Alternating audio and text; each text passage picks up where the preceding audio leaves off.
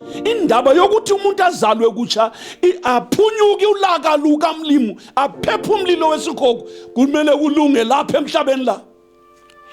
Isiphambano kasikho ezulwini brother, isiphambano sila. uJesu wafa lapha emhlabeni, iCalvary ilapha, iGolgotha ila, igazi likaJesu lachitheka la welungisa indaba yakho la.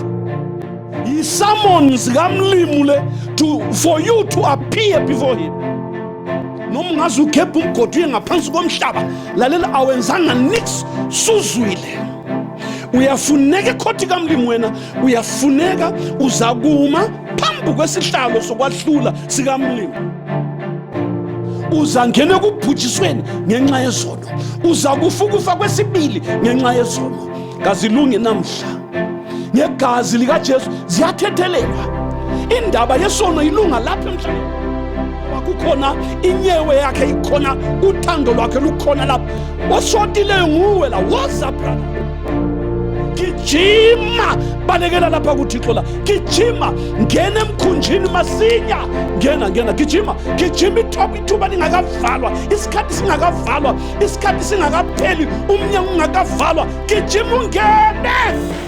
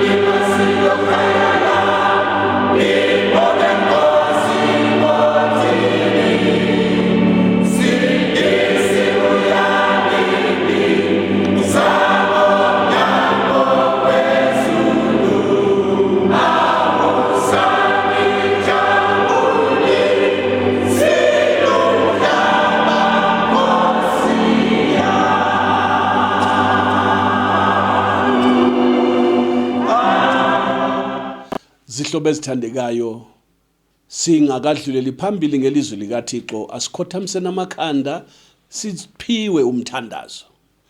Thixo kaAbrahama noIsaka noJakobe, siyakubonga ngaleli thubo sifikisa kulo isikhathi sokuba sizwe ilizwi lakho. Khuluma kithi baba, usilungise, singcwelise baba ngezwi lakho, usihlanze, usihlambulule. Bonke abangakaphenduki Nkosi yami, khuluma nabo moya oyingcwele, babonise isimo sabo nokuthi sibi njani Nkosi yami, ukuze baphenduke ezonweni zabo, bazalwe kutsha, bangcweliswe, bembeswe ngamandla komoya oyingcwele. Sindisa ntambama nje, bonakala Jehova, uphinde njalo uphilise abagulayo. Bonke abagulayo babinhlobo nenhlobo zokugula, mabaphile ngalona nelilizwi. Siyabonga msindisi, qala nathi baba, ufundisa wena, khuluma moya oyingcwele, intando yakho mayenziwe baba, bese uselula ingalo yakho baba, uqinise izwi lakho ngezimanga nezibonakaliso ezilandelayo. Sicela lokhu konke ngokukholwa ngegama lika Jesu umsindisi ominjalo, kuze kube phakade. Amen. Sihlobo ezinhle, siyabonga ukuhlangana namhla ngesikhathi selizwi lenkosi. uThixo uyasithanda, umsa wakhe uhlezi phakade. Haleluya. Nansi isikhathi sokuba singene, silalele, sizwe, bese sithatha inyathelo ngelizwi likaThixo. uThixo ngakhuluma madoda, kumele silithathe inyathelo. Majaha, uThixo ngakhuluma, kumele sithathe inyathelo. Umhlaba wonke kumele uzwe izwi likamlimu, usukume wenze something about what God will have said. Manje asiqale lapha ntambama encwadini yabaseKorinte. abaseKorinte besibili chapter 5. abaseKorinte besibili chapter 5 verse 10. 2 Corinthians chapter 5 and verse 10. Ngokuba thina sonke sobonakala phambi kwesihlalo sokwahlula sika Kristu, ukuba yilowo akwamkele okungomzimba wakhe njengalokho akwenzileyo, noma kuhle noma kubi. Verse 11. Ngakho lokhu sazi ukwesabeka kwenkosi, siyancenga abantu kepha sisobala kuThixo, ngethemba ukuthi sisobala nasezinhlizweni zenu. Haleluya. Nanti ilizwi likaThixo, nansi isaziso, nansi isixwayiso kubantu bonke abasemhlabeni.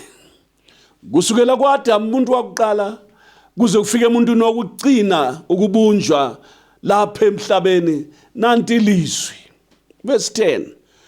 Ngokuba thina sonke sobonakala phambi kwesihlalo sokwahlula sika Kristu, ukuba yilowo akwamkele okungomzimba wakhe njengalokho akwenzileyo, noma kuhle noma kubi.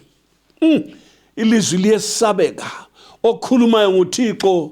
Zihlobo ezithandekayo, okhulumayo siyomfundisi, asiyonduna ethile, kumbe usabhuku, kumbe upresident othile. Hayi, okhulumayo lo nguThixo, umdali wabantu bonke.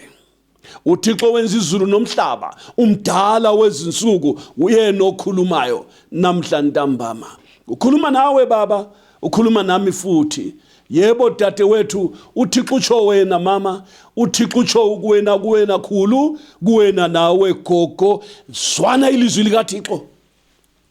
Lithi lapha izwi likamlimu, ngokuba thina sonke sobonakala phambi kwesihlalo sokwahlula sika Kristu. Sizabonakala sonke. Nanku umhlaba uyaphela, izibonakaliso zokuza kukaJesu zisobala. Yonke into phandle lapha itsho ukuthi uJesu seduze. Okwachiwo ngamadoda lana abonakala uJesu ekhuphuka laphana esiye ezulwini, ababembethe ingubo ezimhlophe phezu kwentaba yemhlwathi, bakhuluma nabafundi bathi, lo Jesu elimbone esuka lo uzobuya buye njengalokhu limbona enyuka phakathi kwenu. labo bathi basuka lapho ke bayiqinisa indaba. Yes, bayiqinisa, bayishumayela ukuthi uJesu uyeza masinyane. Yaze yachunyayelwa nakwabezizwe, bayitshelwa abaseThesalonika khonale, bayitshelwa abaseGalatia, bayitshelwa nabaseEfesu, bechunyayezwa indaba eyakhulunywa phezulu lapha entabeni yomhlwathi. Kumele umuntu wonke ayizwe, abakhulu nabancane, abayanga nabampofu, abafundileyo nabangafundanga. Lalela sihlobo sami, uJesu yeza. Esiza nje akasabuyi engumsindisi, cha, usebuya enkosi yamakhosi nombusi wababusi. Ekufikeni kwakhe, zihlobo ezithandekayo, lithi izwi likaMlimu, amehlo onke azakumbona, izizwe zonke ziyakumbona, nababamgwazayo izizwe ziyakulila ngaye. Uza engumahluli, uza engasenguyemsindisi. Manje sihlobo sami, kusachunyayelwa ivangeli kanje, kusaziswa indaba yokuthethelelwa kwezono. Thatha inyathelo kusenamhla, zilunge indaba zakho. Ngisho indaba yezono, indaba yesono emntwini kayifuneki. Yikho uThixo ezakwahlulela abantu ngoba balele zono zabo, kanti icebo lokuba zithethelelwe likhona. UThixo wathanda izwe kangaka wanika indodana yakhe ezelwe yodwa ukuba bonke abakholwayo bangabhubhi, babe nokuphila okuphakade. Abakholwa kuye bayanikwa ukuphila okuphakade. Glory to God. Igama lenkosi malibongwe. Ngokukholwa kuJesu izono ziyathethelelwa. Ngokukholwa kumsindisi ziyacitshwa baba. Amen. Wenziwe ube ngumntakaThixo, igama lakho lilotshwe encwadini yokuphila. Bese uphila lapha emhlabeni ungasasenzi isono, ngoba bonke abamamukelayo wabanika amandla okuba babe ngabantwana bakaThixo, labo abakholwa egameni lakhe. Yes, bengazalwa ngentando yenyama, bengazalwa intando yegazi, kodwa bezalwa ngumoya. Lokho kuzelwe ngomoya kungumoya, nalokho kuzelwe ngenyama kuyinyama. Manje ungazalwa kutsha, uzaphila impilo engcwele, impilo ezakwenza ukuthi mhla welanga lokwahlulelwa wena ungabi lacala. Izono zakho kumele indaba yakhona iphele khathesi. Lisashunyayela ilizwi, isiphambano sisemi, kusachunyayelwa ngendaba yokuphenduka, kusachunyayelwa ngendaba yokuzalwa kutsha, kusamemezelwa igazi likaJesu namandla lo okuthethelela izoni. Kumele uphenduke ezonweni, uphenduke ufake phansi izono, uye esiphambanweni, uye kuJesu weNazaretha akuthethelele. Abesebhala ke alobe igama lakho encwadini yokuphila. Nxa usuphilile, usuzelwe kutsha ke, suzaphila impilo ezamthokozisa uMlimi. Uyabona, nempilo yakho izaguquka. Izono awuzenza usazenzi ngoba amandla uyaphiwa nguJesu. Impilo embi eyayimbi chwapene isenyanyeka ngenxa yempilo eyayibangelwa inhliziyo yetshe. uJesu uzayiguqula leyo ke impilo ngenxa yenhliziyo entsha azakunika yona, akunike nenhliziyo yenyama. Khona ke uzakwazi ukugcina imemezelo zakhe nezahlulelo zakhe uzenze. Nxa usuzenzile ke sungumuntu kaThixo phela. Xa ilanga lokwahlulela selifika, wena uselaqala phela ngoba zakho sezithethelelwe nguJesu. Igama lenkosi malibongwe. Hallelujah. Ngoba phela mfowethu lithi izwi likaMlimu thina sonke sobonakala phambi kwesihlalo sokwahlula sikaKristu ukuba yilo akwamukele okungomzimba wakhe njengalokho akwenzileyo, noma kuhle noma kubi. Kuyesabeka ukubonakala phambi kwe-judgment seat, ukungena ecourt kubuhlungu, kubi ukuhamba unecala, ukufika phambi kukaThixo unecala.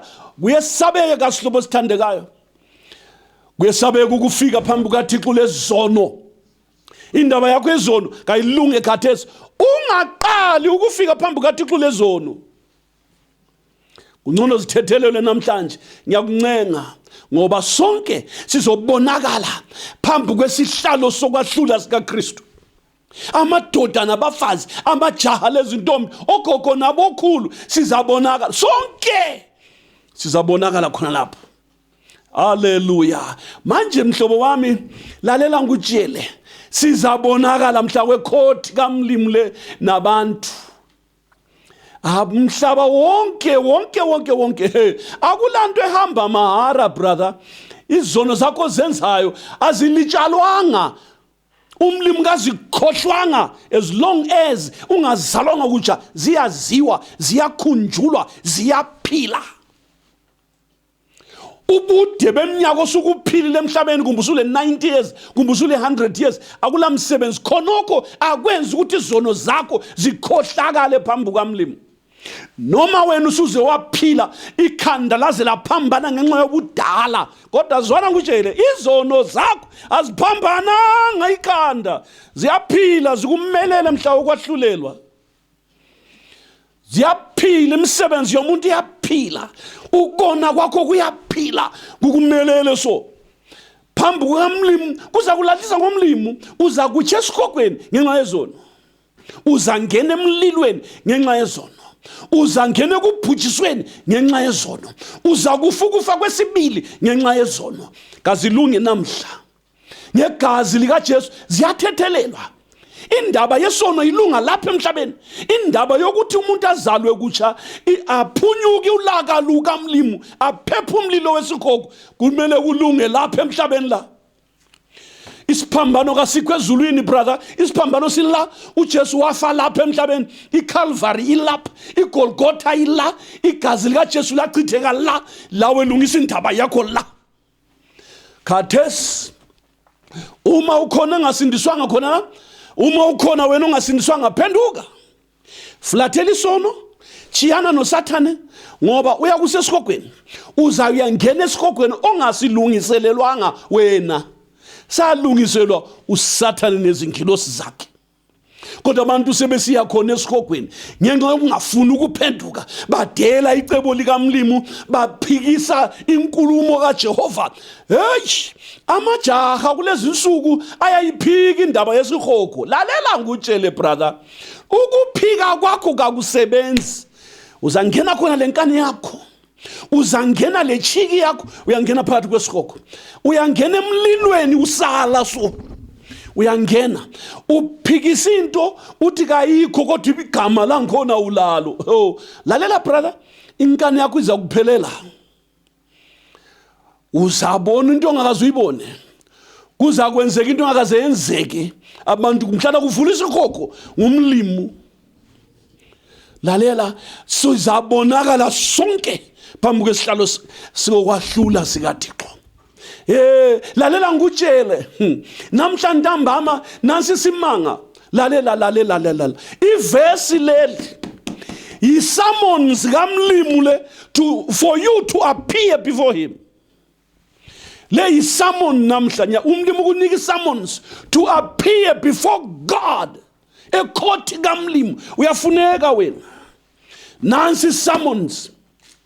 Awungeke uyiphike ngoba suzwile. Ukuyizwa yikho ukuyizwa khonokho, nanso suyibambile ke. Uyafuneka, uzabonakala phambi kwesihlalo sokwahlula sikaMlimu. I-date yankhona ngumhla wokwahlulelwa. I-date yakhona, ilanga lakhona, ilanga lona lelo lokwahlulelwa, ilanga lakhona, isikhathi sankhona isona leso sosima phambi kukaMlimu. There is your day, there is your date, and there is your time. Uyafuneka phambi kukaMlimu, nansi summons, nansi sidilivelwe kuwe. Wonke umuntu owadalwa ngumlimu, wonke umuntu wazalwa ngumfazi kusukela kuAdam khonale, nansi summons. Umuntu wonke uyafuneka phambi kukaMlimu. Isummons siphumile, incwadi sezibaliwe, nansi ibhalwe ilizwi likaMlimu elingadluliyo. Izulu nomhlaba kungadlula, kodwa amazwi kaMlimu akayikudlula. Noma ungaze uphike, ubaleke, uyecatsha kwelinye ilizwe kulungile, lokhu sesandleni sikaMlimu awenzanga lutho. Noma ungaze ukhephe umgodi uye ngaphansi komhlaba, lalela awenzanga nix, suzwile. Uyafuneka ekhothi kaMlimu wena, uyafuneka uzakuma phambi kwesihlalo sokwahlula sikamlimi. Izono zakho ke, amacala akho ke, igwayi lakho uzathini ngalo? Ubufebe amanga ke, ubuhule ke uzenza njani ngabo? Ubuqili ke, ubutsotsi, uzenzani ngezitayela zona ezizenzayo? Ukudelela abazali khonoko ke, inhlambo ikhulumayo ke, ukunyeya lokho ke, ubuthakathi. Izono zonke lezo, imisebenzi yona leyo, kuthiwa uza kwehlulelwa ngayo. Noma mihle noma mibi ufika layo phambi kwesihlalo sokwahlula sikaThixo. Kahle ngikucebise namhla, phenduka ezonweni zakho, uthethelela izono nguJesu. Awuye kwahlulweni, kodwa udlulile ukufa uye ekuphileni. Isho njalo incwadi kaMlimi. Okholwa kuJesu akeze kulahlweni, akeze kwahlulweni, udlulile ukufa uye ekuphileni. Lizafika ijudgment day, izafika ilanga lokwahlulela, kodwa kufayili yakhe akala lutho. Uyezwa? Zono zakhe zithethelelwe, igama lenkosi malibonge. Uyafuneka isamon suyizwile, ilanga sulizwile, idate suyizwile, isikhathi sona leso ozabonakala ngaso phambi kwesihlalo sokwahlula sikamlimi. Ikhothi yasezulwini yakufuna wena. Uyafuneka phambi kwesihlalo sokwahlula sikaThixo. Kuzahamba abafundisi, kuzahamba amajaji, kuzahamba bonke bona labo la lezinduna, laba bahlulela amacala abantu emhlabeni lapha. They will appear before the judgment seat of God. Ukuthi baziphendulele amacala abo nemisebenzi yabo abayenzileyo wedla ukuthi mibi noma ilungile, bazobonakala phambi kwesihlalo sokwahlula. Ake sizwe ukuthi kuzakwenzakalani. Incwadi kaSambulo. Incwadi kaSambulo chapter 20 verse 11. Incwadi kaSambulo chapter 20 verse 11. Siyambonga umoya kaMlimi ositshela izinto ezizayo. Igama lenkosi malibongwe. Watsho njalo uJesu, wathi sefikile umoya weqiniso uzakulitshela iqiniso lonke. Yikho ekutshela so iqiniso lonke. Yikho kutshela ukuthi uyafuneka, uyakutshela ukuthi uzakubonakala phambi kwesihlalo sokwahlula sikaThixo. Ya, kuthiwa kayi kuzikhulumela kwakhe, kodwa uzasitshela lokho akuzwayo, nalokho okuzayo uzasitshela khona. Nanku okuzayo uyasitshela. Verse 11.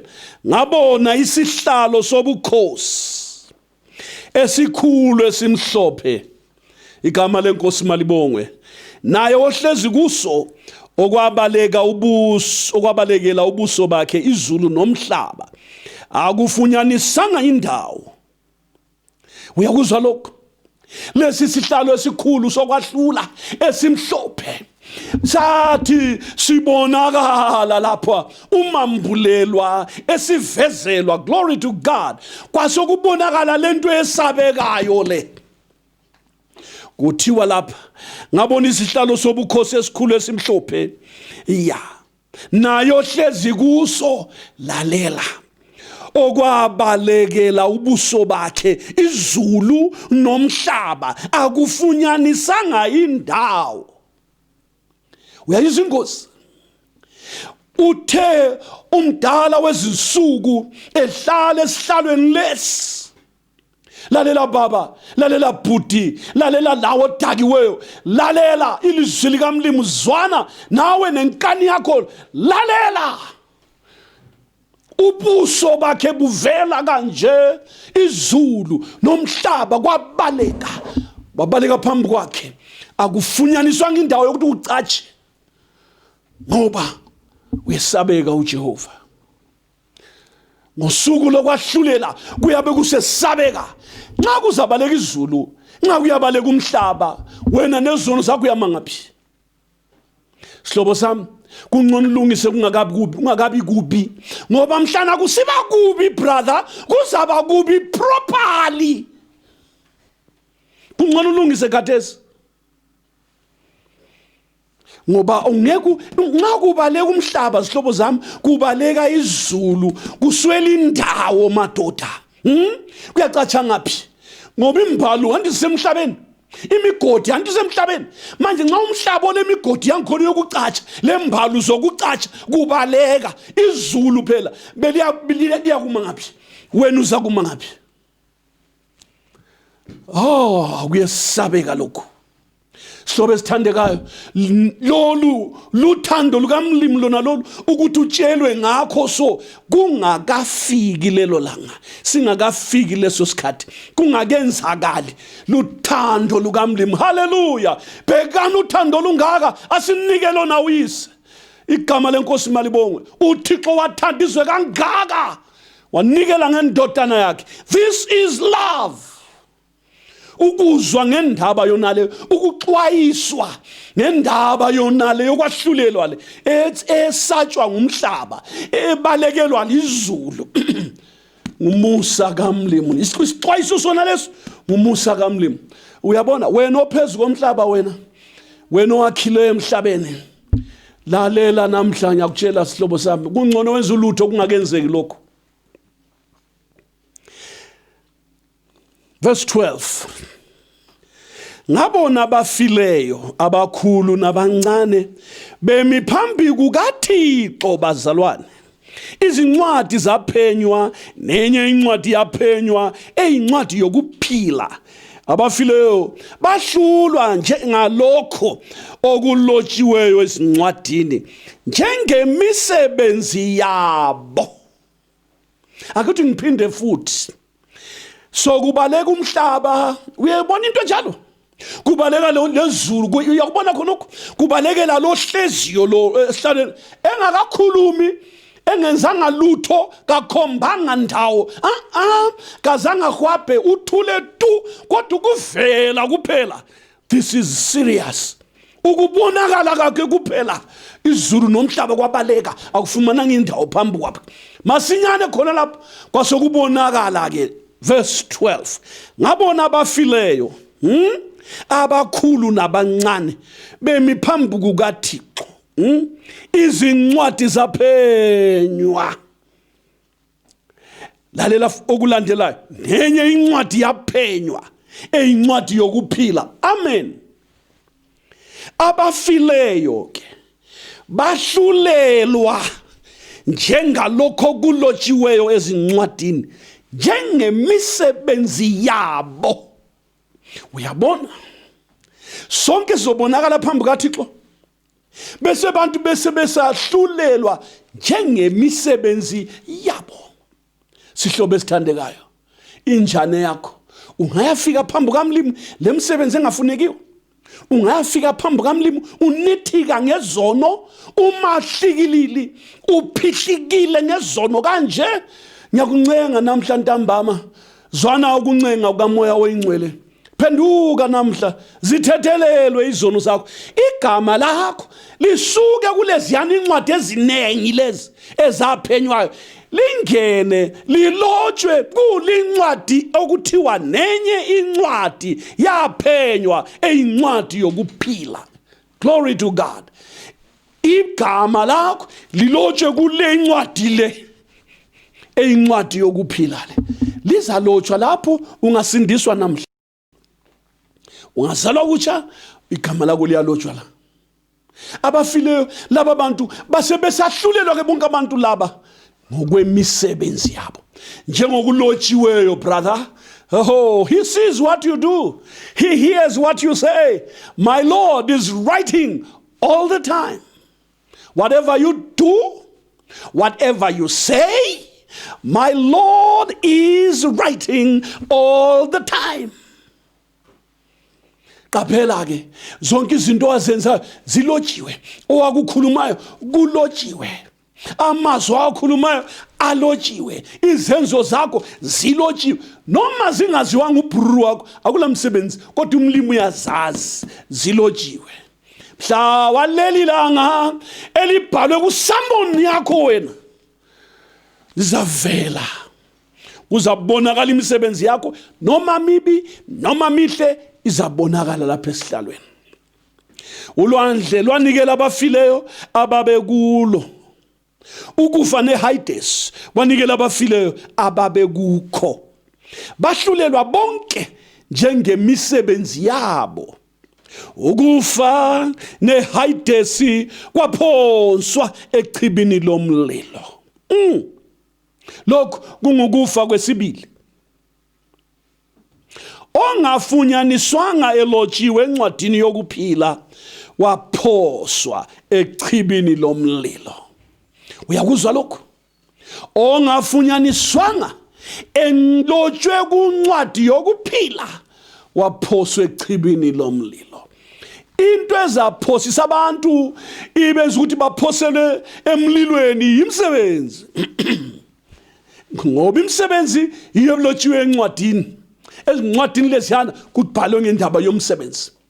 Encwadini yokuphila kulamagama. Uyezwa? Kulamagama alotshiweyo alaba bathethelelwe izono. Kodwa ezincwadini eziningi lesiyana kulotshwe imisebenzi yabantu. Imisebenzi yabo izabalahlisa ngomlimo. Lalela man. Umlimo ekuthanda kangaka so kodwa uzakulahla ngenxa yegwayi lakho ongafuni kuliyekela. Labafazi bona lapho. Amajaha bona lapho. Umlimo uzakuchisa ngenxa yotshwala bakho bona lobo. Lembanjo ithandayo lama drugs. Umlimo uzakuchisa brother, uzakuchisa. Lalela. Lobu usiye church, lobu ukhonza kodwa nxa usenza isono umlimo uzakuchisa wena. Wokoyo. Wena nomfundisi wakho owakutshela ukuthi akula muntu olungileyo emhlabeni liyangena esihogweni lobabili. uJesu wafela into ekhona. Wafela ukuthi abantu bafe ezonweni baphile ekulungeni. Wafela ukuthi achithe imisebenzi yonke kaSathane. Litsho njalo izwi kaMlimi ukuthi indodana yomuntu yabonakaliswa ngalokho ukuze ichithe imisebenzi kaSathane. Kodwa abantu bayalalayo. Sebeze befundisa ukuthi akula muntu olungileyo emhlabeni. Uyakuzwa lokho? Sebeze befundisa ukuthi akakho nqoba isono. Uyakuzwa lokho? Sebeze befundisa ukuthi uJesu uzabuye ezibonela. Hayi wena, uJesu angabuye ezibonela kuthola unjalo so izakwehlela indaba yeSodoma neGomora ngiyakutshela. uJesu angabuye ezibonela uyaphupha wena, uyafa. I'm telling you. Bonke abaya kufunyanwa emagama bengalotshwanga encwadini yokuphila bayaphosela emlilweni wesihogo. Uyikufa kwesibili. Umlimi avale khona lapho sokuphelile ngabo bona lapho. Abachi 1 month, ngabachi 7 days. Zwana ngutshele. Ngabachi just 1,000 years. Bayakutsha okungulaphakade khona lapho. Bahlala khona lapho imphefumulo yabo khona lapho. Yikho uThixo esithi imphefumulo yonke ngeyami. Kodwa umphefumulo onayo wofa wona. Wena ke uyona. Nxa usona uyakufa shamali. Nxa usenza izono uzakufa. Nxa usenza izono uya isihogweni kuphela. Uyahamba noba ungafuni. Sikhona isihogo, siyachisa futhi, sinomlilo futhi, nesolufa futhi. Sikhona isihogo, siyabuya. Silanda sizangenwa yibo bonke amachinga bona lapho abaphika uzalo olutsha lolu. Ngiyakutshela umlilo ukuhlalele. Kodwa zwana ngikutshele lingakafiki ilanga lokwahlulela, phenduka ezonweni zakho. Khathesi so phenduka namhla so udinge uzalo olutsha. Udinga ukuthi uJesu akuthethelele izono. Uthandaza umthandazo wakho. Ayikhona kamfundisi. Thandazo wakho umthandazo. Zikhulumele wena kuThixo ngendaba yakho ezono. No one can represent you to Jesus. No. uJesu Kristu wathi esifa esiphambanweni iveli lethempeli ladabuka.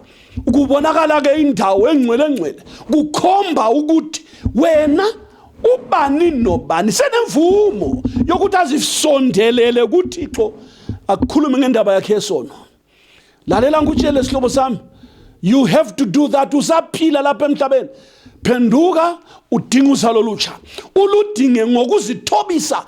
Lalela uqala ngokuphenduka okupheleleyo. Uthobeke phambi kaMlimi. Dinga uzalo olutsha. Wekela isono, ulahle phansi umhlaba wonke nezinto zawo. Ngoba konke kuyakudilika kubhidlike umhlaba nezinto eziphakathi kwakhona. Nemsebenzi yakho nayo le nakho konke okuthandayo kwezwe khona lokho kuza kutsha kubhidlike kugoqwe kuyefakwa esihogweni. Izulu liyakugoqwa leli njengengubo uphoselwe emlilweni wesihoko esivutha umlilo wesolufa. Kumele udinge uzalo olutsha ungene emthandazweni. Lalela ngikutshele, ukhulume noJesu, ucela umusa sibili, uthandaze, ucele uncenge, ngoba umonela uThixo ngemsebenzi, umonele ngenkulumo, umonele ngemicabango, umonele ngezenzo, umonele ngokubamba nangokuchaya futhi umonela umlimo. Okumele ukwenze ukuthi uphenduke, ucele namhla ntambama ukuthi Jesu ngihawukela mina sone. Khale sibili ngamazwi ozawazuza uwanikwa ilizwi likamlimi ngendlela ozisola ngayo wena. Express yourself in the best way that you can. Tell him you are sorry. Tell him you are repenting from your sins. That genuine repentance, that comes into your soul when you see and realize that you are a sinner, you are a vile sinner, and you need a Savior. When your contrition comes into play, yes, as your heart breaks before him, pour it out. Let your soul plead for mercy while it is today. Khala phambi kwamlimi, cela, ncenga, guqa ngamadolo. Yes, uzilo lokudla. Ufune sibili ubuso benkosi. uThixo uthi yena niyakungifuna ningifumane nxa ningifuna ngenhliziyo yenu yonke. Uthi yena ngithi lapha lingadabula ingubo zenu, lingadabula izembatho zenu, no, dabulani inhliziyo zenu. Nikhale lapha, nikhale sibubule phambi kwamlimi ngendaba yesono ukuze uthethelwe izono zakho. Izono zakho kumele zithethelwe nguJesu. Uwedwa lengithu emthandazweni lo Jesu likhulumisana iphele indaba yakho.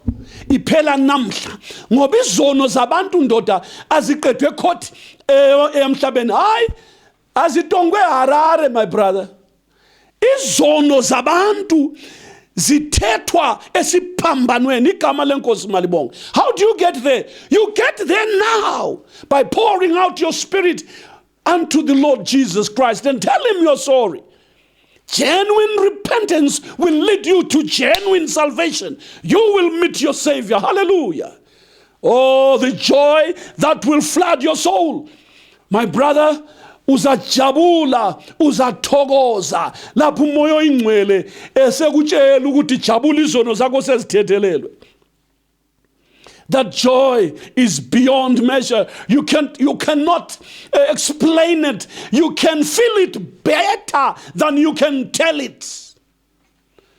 When your soul meets its Savior, when your soul meets the Redeemer, hallelujah, when your soul meets the Good Shepherd, when your soul meets the Redeemer, hallelujah, uzabona injabulo ezagcwala enhlizweni yakho. Bese usiba ngumntana kaThixo. Suzaphepha ke ekulahlweni lokho. Ngiyakuncenga lamhla ntambama ngegama lika Jesu weNazaretha. Indaba yemsebenzi yakho leyo, indaba yemsebenzi leyo iza kubophisa ngomlimi, iza kulahlisa ngomlimi. Nansi imsebenzi yakho na mhlawumbe lokhu ubuza ukuthi yipi. Lalela kwabaseGalatia chapter 5. AbaseGalatia 5 sifunde kuverse 19. Kepha imisebenzi yenyama isobala yile: ukuphinga, nokuhlobonga, ubunuku, ubufebe, ukubonga izithombe, ukukhunkula, inzondo, inkani, ukuphikisana, ulaka, ukubanga, ukuxabana, ukwahlukana, umona, ukubulala, ukudakwa, nokubhensa. Nakho okunjengalokho engisandulela ukunitshela ngakho, njengokuba nganitshela phambili ukuthi abenza okunje abayi kulidla ifa lombuso kaThixo. No, abayikulidla. Noma behlabele kwayeni, no, abalidli. noma bechumayela abangeke balidlile ifa lombuso kaMlimo. Yimsebenzi yenyama le. Now, any of these that have been mentioned here, you are destined for hell. Uyesi hokweni nxa ule msebenzi le. Yimsebenzi umlimi azahlulela abantu. Ngeminye yakhona lo mingaqanjwanga yonke nawe uyawazi imsebenzi wenza. Yikuchaya uvalo kade sinxa sifunda iBhayibheli. Yes, luyakuchaya uvalo ngoba iyaqanjwa imsebenzi yakho. Penduka imisebenzi le iyakulahlisa ngomlimo. Uyangena esihogweni, my brother. You are headed for hell as long as your sins are not forgiven. Namhlanje uyizwile isamonzi yakho. Notice to appear in the judgment day of God. Incwadi yabaseRoma chapter 2. Abaseroma chapter 2. Abaseroma chapter 2. Hallelujah. Abaseroma chapter 2 verse 4. Uyadela yini umcebo womusa wakhe nenyewe nokubekezela. Awazi yini ukuthi umusa kaThixo ukuholele uphendukeni? Awukwazi lokho? Umsa kaMlimo ukuholele kuphendukeni, my brother. Kepha ngoba ulukhuni bakho nenhliziyo engaphendukiyo uzibekela ulaka ngosuku lolaka nolokwambula ukwahlula okulungileyo kukaThixo, my brother. Oyakunika ilowo ngokwemisebenzi yakhe. Labo abafuna ukukhazimula nodumo nokuma phakade ngokubekezela emsebenzini elungileyo wobanika ukuphila okuphakade. Amen. Igama lenkosi malibongwe. Labo abaphika inkani bengalaleli iqiniso balalela ukona. Uyakuzwa lokho? Wobanika ulaka nokuthukuthela. Abantu bonke abenza okubi bonikwa ukuhlupheka nosizi. AbaJuda kuqala namaGreki. Kepha bonke abenza okulungileyo bonika ukukhazimula. AbaJuda kuqala nodumo nokuthula. AbaJuda kuqala namaGreki. 11. Ngokuba uThixo kakhethi muntu. Amen. Sihlobo esithandekayo, uzizwele ezwini likaMlimo ukuthi laba abaphendukayo bebekezele kulungeni umlimo wobanika ukuphila okuphakade. Kodwa laba abaphikayo umlimo wobanika ulaka nokuthukuthela. Uyakuzwa lokho? Uyangena esihogweni umlimo ekuthanda ngoba umlimo kakhethi umuntu. Ukuthi ufunda iBhayibheli akakhethi umuntu. Ukuthi ulama degree angu7 awe iBhayibheli akula msebenzi. Izono nxa zingathethelwanga uyazuza ulaka nokuthukuthela kukaMlimo uyesihogweni kuphela. Kanti namhlanje ntambama ungaphenduka nje. Ngakho lokhu kuchumayela ngaso lesi saziso lesi uyaphenduka ezonweni zakho. Ziyathethelelwa, my brother. Dadewethu ziyathethelelwa namhla izono zakho ngegazi lika Jesu. Zihlanzwe wenziwe ube umuntu akaThixo. Asifunda uverse 4. Uyadela yini umcebo womsa wakhe? Nenyewe nokubekezela. Awazi yini ukuthi umusa kaThixo ukuholela ekuphendukeni? Khangela sithandwa sami, umonele kangaka kunani umlimo. Yikho engakubulalanga utshontsha. Lamhlanje ucha umuntu ngaze ngakubulala umlimo. Wangena engozini kawufanga ngoba umlimo wayekubekezela wena. Wachaya ngamatsotsi kakubulalanga. Umlimo esithi ungafu uyisoni esenzela ukuthi uzokuzwa indaba yonale. Wagula wena wacisha ukufa so kanti luthando lukaThixo asomaphilizi kasiyodokotela asiyonyanga eyakuphilisayo ngumusa kaThixo. Yikubuzwa lapho ukuthi uyawudela yini le lumusa lo nenyewe umlima kwenzela wona namhla lokho kuvumela uphile so abanye besifa ukufa lokho kuthanyela abantu kangaka kodwa wena uyaphila awubona ukuthi ngumusa kaMlimo wona lo. Sihlobo esithandekayo namhlanje akunanzelela umusa kaMlimo. Khangela uthando lukaThixo akunika lona. Khangela inyewe kaMlimo. Khangela ukubekezela kukaJehova ngenxa yakho. Phenduka namhlanje ntambama, izono zakho zithethelelwe. uThixo uyakubiza. Verse 5. Khepha ngobulukhuni bakho nenhliziyo engaphendukiyo. Uyazibekela ulaka ngosuku lolaka nolokwambula ukwahlula okulungileyo kukaThixo. Awubakithi. Ngobulukhuni benhliziyo yakho. Lalela brother, ungeke uyithobise. Ungeke uyithobise inhliziyo yakho khathesi. Ungawelwa yilokhu, ungawelwa yilolu laka lolu lutshiwo lolu ukuthi nxa ungaphenduki. Nxa ungaphenduki usenza inhliziyo yakho ibe lukhuni, uyeza ukuthi ingozi ihlalile injani? Kuthiwa uyazibekela. Uyazibekela wena. Ngamanye amazwi ubhenka ulaka lukaMlimo wena. Uziphendlela indawo yesihogo brother. Nxa ungaphenduki uziphendlela indawo yesihogo my brother. Jahala kithi ungawelwa into embi kangaka. Nanku umusa kaMlimo, nantu uthando lukaMlimo, ungaludela. Hayi makungabi njalo ngegama lika Jesu weNazaretha. Phenduka namhlanje. uThixo uyakubiza, uThixo uyakufuna, uJesu uyakuthanda. Nxa ungaphenduki, nxa inhliziyo yakho ingaphenduki, ulokhu uyalela ezenzweni zakho, uzibekela ulaka. Awubakithi lolo laka luzabonakala ngosuku lolaka. Uyakuzwa lokho? Ulaka lukaMlimo luzabonakala ngosuku lolaka. Isummons yakhona uyizwile, iday yakhona uyizwile, usuku lwakhona ulizwile, lesikhathi sakhona usizwile, ilanga lokwahlulelwa. Isummons uyizwile ku 2 Corinthians chapter 5 verse 10. Nxa ungaphenduki, nxa udela lumusa, nxa uflathela lumusa, nxa uyekela lumusa, usiyekela isikhathi esihle kangaka sidlula my brother, uzibekela ulaka. Kanti kwenze njani mfowethu? Kwenze njani mama? Phenduka. Phenduka. Phenduka. Phenduka. Phenduka. uJesu uyakubiza. Ungazibekela ulaka oluzavela ngosuku lolaka nolokwambula ukwahlula okulungileyo kukaThixo.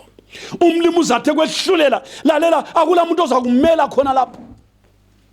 Kuyathi ukuthoniswa amacala abantu besehlulelwa ngemsebenzi yabo, akusela gqwetha khona lapho, akusela mmeli khona lapho. Kanti nxa lolo usuku lokwahlulela lungakafiki, nxa lolo suku lolaka lukaThixo lungakafiki, ukhona ummeli, ukhona umlamuleli, likhona igqwetha, ukhona ongakulungisela indaba yakho akumele phakathi kukaThixo nabantu. Uye lo muntu uJesu Kristu weNazaretha. Approach him today. Namhlanje uhlangana naye, khulumisana naye. Ulaka lukaThixo lungakembulwa, usuku lolaka lukaThixo lungakafiki, mlamuleli nguJesu, ummeli nguJesu, ongaqeda indaba yakho nguJesu weNazaretha. Uthini ngakho? Khepha ngobulukhuni bakho nenhliziyo engaphendukiyo, uyazibekela ulaka ngosuku lolaka nokolokwambula ukwahlula okulungileyo kukaThixo. Oyakunika yilo kwemisebenzi yakhe. Imisebenzi yakho lalela ngikutshela, yonke yona le uyayazi. Eminye sowakhohlwa ngoba kudala wawona wena waqalisa ukutshontsha ichukela. That is recorded in the books of God. Amapensela esikolo watshontshayo kubhaliwe, amabhuku watshontshayo kubhaliwe, wakutshontshayo konke kukhona, izono zakho zonke zikhona. Lithi iBhayibheli uyakunika yilo ngokwemisebenzi yakhe. Lalela sihlobo sami, ngiyakuncenga namhlanje ntambama, nanku umusa kaMlimi. Ungadeli lumusa kodwa ngiyakuncenga phenduka. Lamhlanje umusa kaMlimi ukuhlalele. Hallelujah. Uthando lukaJesu lukulindele. Isiphambano my brother silokho sinjalo simile. Gazi likaJesu likhona. Liyakwazi ukugeza izono zakho tonight.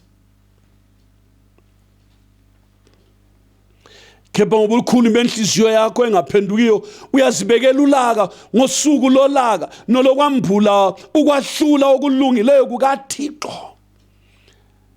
Akuthobisa inhliziyo yakho ntambama.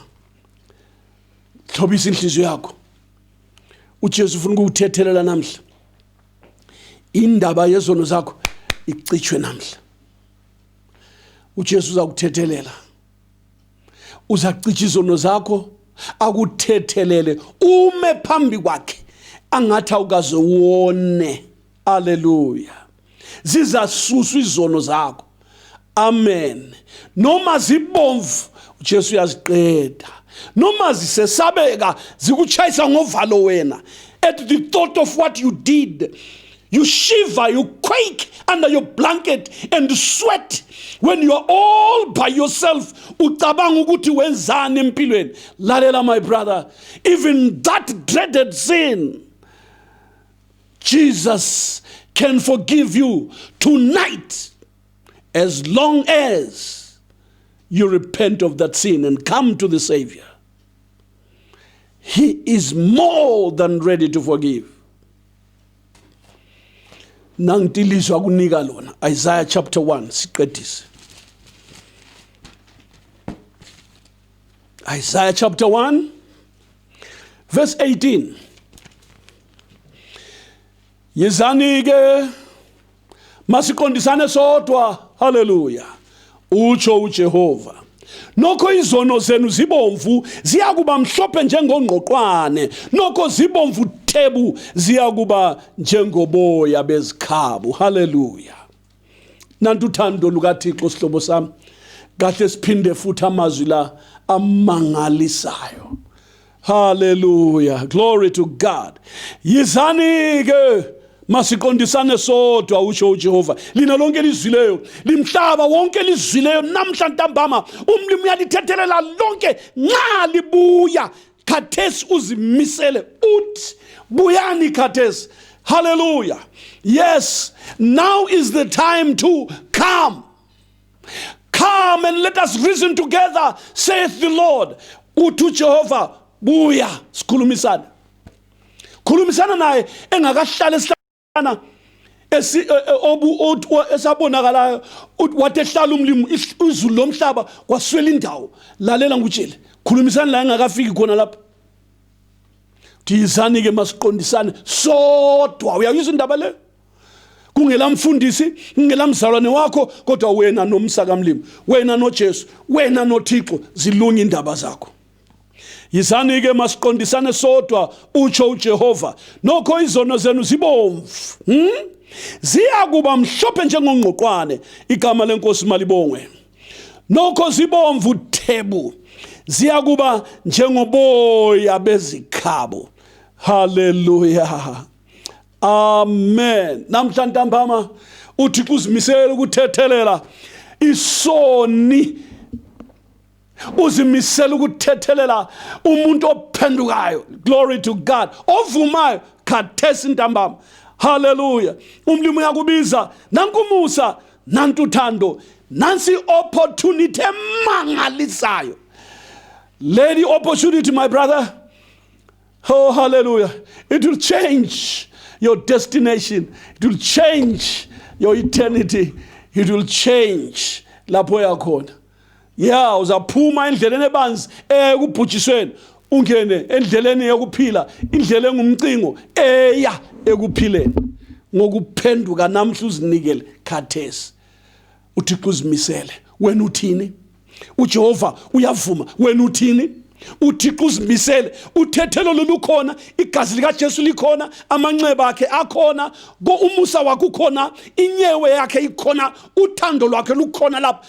Washotileyo nguwe la. Woza brother.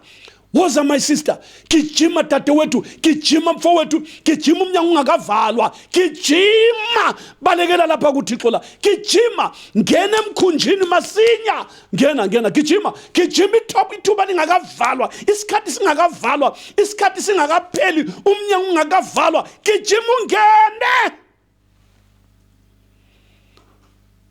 Nkosi mayikubusise. Nanku umthandazo. Usithandazele wedwa wena, siqeda lapha. Thixo kaAbrahama, sesizwile baba, Nkosi yami. Sesizwile baba omunye nomunye uthi sobonakala phambi kwesihlalo sokwahlula sikaKristu.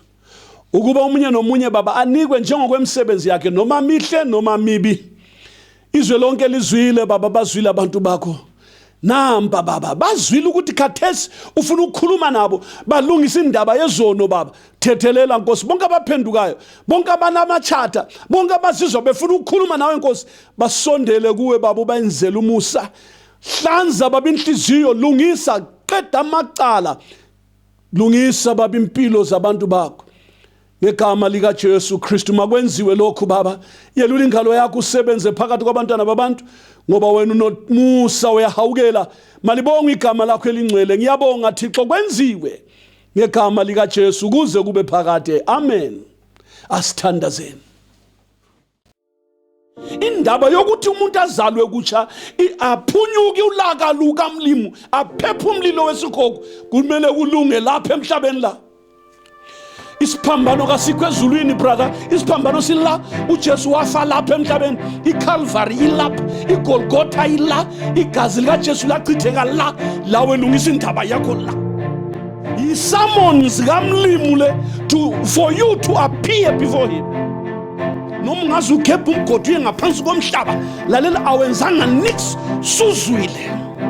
Uyafuneka ekhothi kaMlimu wena, uyafuneka uzakuma phambi kwesihlalo sokwahlula sikaMlimu. Uzangena kubhujisweni ngenxa yezono, uzakufa kwesibili ngenxa yezono. Kazilunge namhla ngegazi likaJesu ziyathethelelwa. Indaba yesono ilunga lapha emhlabeni. Kukhona inyewe yakhe ikhona, uthando lwakhe lukhona lapha. Osotileyo nguwe la, woza brother. Gijima balekela lapha kuThixo la, gijima ngena emkhunjini masinya, ngena gijima ithuba lingakavalwa, isikhathi singakavalwa, isikhathi singakapheli, umnyango ungakavalwa, gijima ungene.